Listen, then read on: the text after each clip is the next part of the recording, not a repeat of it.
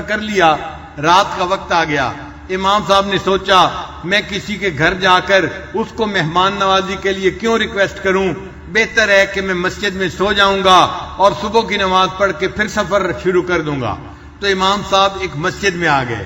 جب انہوں نے وہاں عشاء کی نماز پڑھ لی تو مسجد کا خادم آیا اور کہنے لگا بڑے میاں آپ یہاں سے اٹھیں اور گھر جائیں، کیونکہ مجھے مسجد کو لاک کرنا ہے، بند کرنا ہے، چوری ہو جاتی ہے۔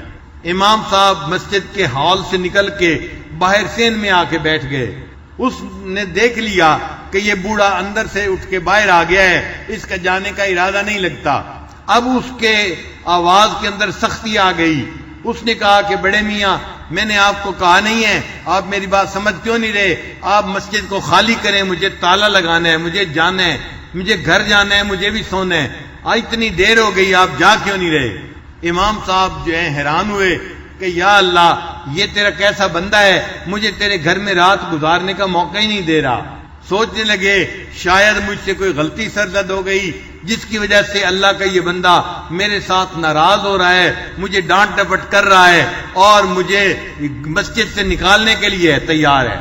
اتنے میں اس خادم نے کہا بڑے میاں اگر آپ نہیں جائیں گے میں آپ کی گٹھری اٹھا کے باہر پھینک دوں گا اور آپ کو دھکے دے کے نکال دوں گا۔ تو امام صاحب نے اس کے تیور دیکھے، انہوں نے سامان اٹھایا اور خود ہی مسجد سے باہر نکل آئے۔ جیسے ہی مسجد کے باہر نکلے انہوں نے دیکھا کہ مسجد کے دروازے کے بالکل ساتھ ایک نان بائی کی دکان تھی۔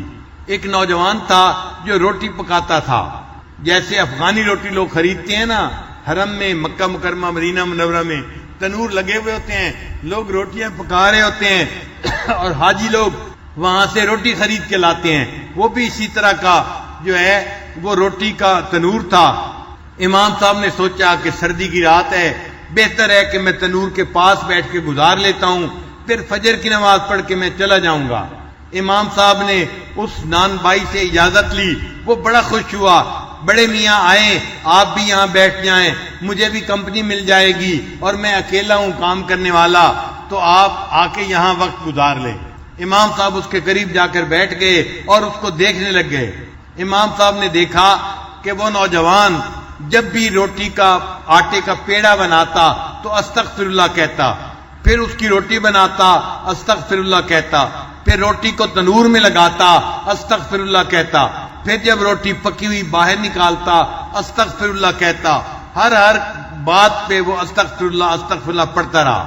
امام صاحب نے جب دیکھا 1 گھنٹہ کہ یہ ہر بات پہ استغفر اللہ پڑھ رہا ہے، امام صاحب نے مسکرا کے محبت سے اس کی طرف دیکھا تو نوجوان نے پوچھا بڑے میاں آپ مجھے مسکرا کے محبت سے کیوں دیکھ رہے ہیں؟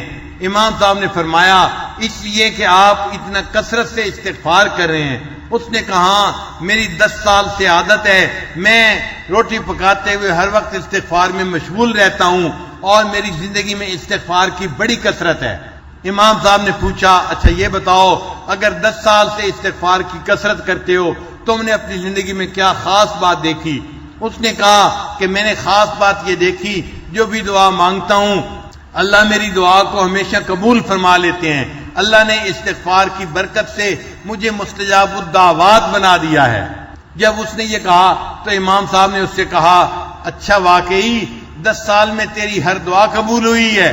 تو وہ نوجوان سوچنے لگ گیا، کہنے لگا 10 سال میں میری ہر دعا قبول ہوئی سوائے ایک دعا کے، وہ قبول نہیں ہوئی، اس کے قبول ہونے کے انتظار میں ابھی بھی میں ہوں۔ امام صاحب نے پوچھا وہ کون سی دعا تو نے مانگی جو ابھی تک قبول نہیں ہوئی؟ کہنے لگا میرے بیوی بچے ہیں، میں کام چھوڑ کے جا نہیں سکتا، مجھے روزانہ یہاں ڈیوٹی دینی ہوتی ہے، لیکن میں نے سنا ہے امام احمد بن حنبل اللہ کے بڑے نیک ولی بزرگ ہیں، بڑے فقیہ ہیں، بڑے محدث ہیں، میرے دل میں تمنا تھی میں ان کی زیارت کرتا مگر میں نکل نہیں سکتا، چھٹی نہیں کر سکتا، میں نے دعا مانگی تھی اللہ مجھے امام احمد بن حنبل کی زیارت کروا دینا، یہ دعا قبول نہیں ہوئی اور اس کے انتظار میں ابھی بھی موجود ہوں۔ امام صاحب نے آگے بڑھ کے نوجوان کو گلے لگا دیا، نوجوان مبارک ہو، اللہ نے تیری دعا کو قبول کر لیا، میرا نام احمد بن حنبل ہے، اللہ نے تجھے مجھ سے ملاقات نصیب فرما دی۔ پھر امام صاحب فرمانے لگے اب مجھے بات سمجھ آئی، اگر میں مسجد میں رات کو سو جاتا اور صبح چلا جاتا، نان بھائی سے میری ملاقات نہ ہوتی، اللہ تعالیٰ ملاقات کروانا چاہتے تھے، اللہ نے مسجد کے مؤذن کو جو ہے غصہ دلا دیا اور اس نے مجھے رات کو مسجد سے باہر نکال دیا، یوں مجھے مسجد کے مؤذن جو ہے وہ نان بھائی کے پاس بیٹھنے کا موقع مل گیا اور اللہ نے اس بندے کی دعا کو قبول کر لیا اور میری اس سے ملاقات کروا دی۔ تو جو کثرت سے استغفار کرتا ہے اللہ تعالیٰ اس کو مستجاب الدعوات بنا دیتے ہیں۔